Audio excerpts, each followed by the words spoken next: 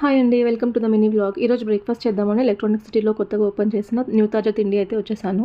ఇది ముందు నీలాద్రి నగర్ మెయిన్ రోడ్లో అయితే ఉంది. ఇప్పుడు రీసెంట్గా 12th క్రాస్కి అయితే షిఫ్ట్ చేశారు. ఇది ఓపెన్ చేసి జస్ట్ 3 to 4 days అయితే అయింది.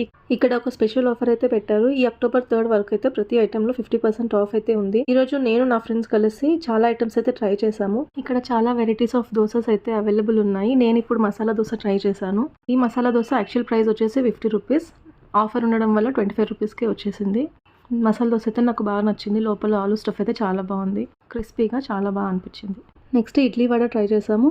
ఇడ్లీ వడలో 2 ఇడ్లీస్ అండ్ 1 వడ ఇచ్చారు.